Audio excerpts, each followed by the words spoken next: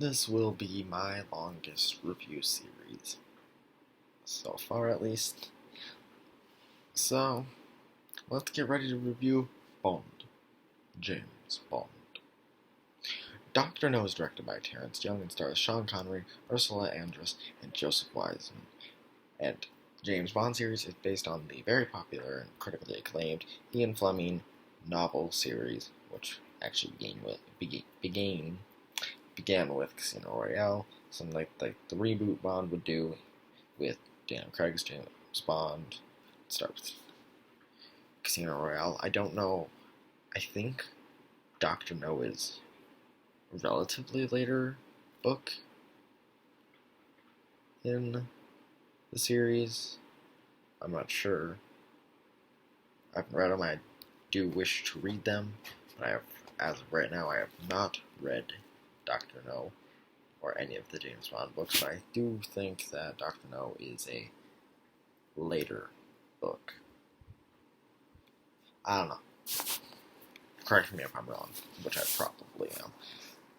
I was very excited to start watching these movies. The only Bond film I had seen was Casino Royale, the Daniel Craig one, which I love. It's actually one of my all-time favorite movies. I love Casino Royale. And this movie was actually great. Honestly, I didn't really expect that. The effects held up very well for a movie that cost $1 million back in the 60s. I guess that is a lot of money in the 60s, which is when you compare it to like what it's now. Inflation and all that, I know. It's interesting. The effects looked surprisingly great. So, I mean, that's something to write home about. I bet the effects aged that well. I mean, good job on this movie's part. The action was way more fun than I thought it would be. And it's directed well. A lot of action films, especially in the 60s, a lot of these early action films, especially in the 60s at least, all the action and directing feels very, very stiff. And thankfully that was not the case for this movie. Everything felt very organic and fluid, which I liked. Some moments was like, this is obvious you are not fighting. But for the most part, I'm like, wow, this is some good fighting, this is some good choreography, this is some good directing. This is all. The shootouts were actually more fun than I thought a shootout would be, so I was very pleased with that.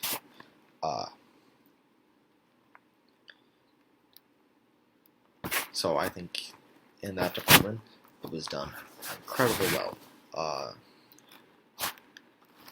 Connery oozes suave and is a great Bond. Honestly, I've only seen 2 Bonds. I've liked both these Bonds a lot. I think Connery is great. I think Craig is great. So, the 2 Bonds that I've seen, the first and the latest, are great. So, hopefully they can all be like that. Pierce Brosnan, George Lazenby, Roger Moore, who I share a birthday with. I know there's another one. I think he only had 2. I don't know. I will find out once I review the rest of this franchise. But like I said, Connery is great as Bond.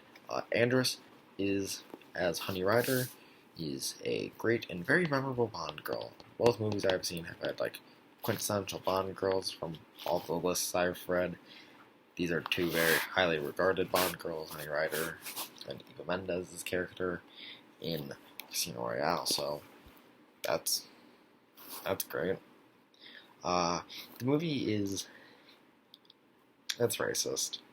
There's no way to it. It's racist. It's a racist movie. But I thought it'd be more racist. If that's weird. I don't know. When I hear a movie in the 60s and I hear it's set in Jamaica, like an action movie in the 60s set in Jamaica, I'm like, oh, oh no. I was just automatically thinking, oh no, this is gonna be racist. It was racist, but not as much.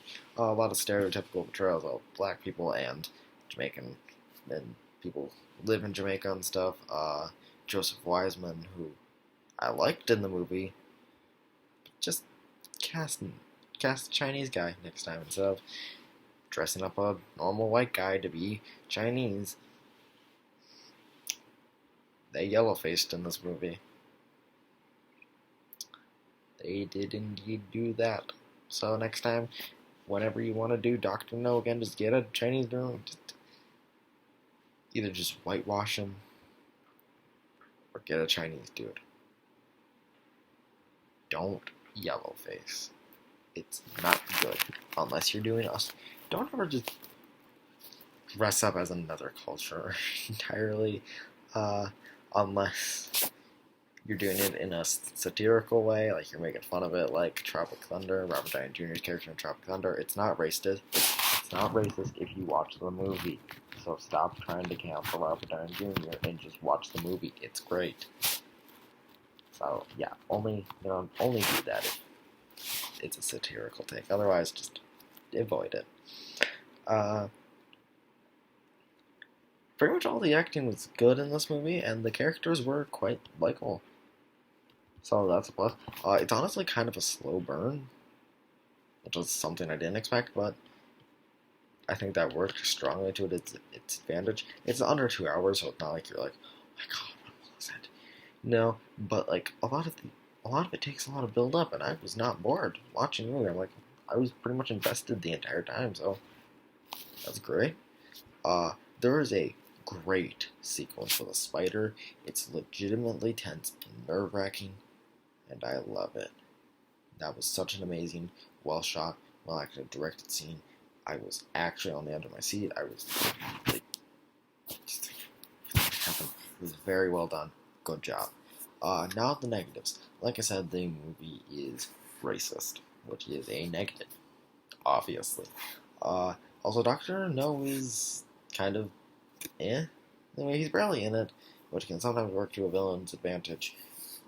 But in this, it's like,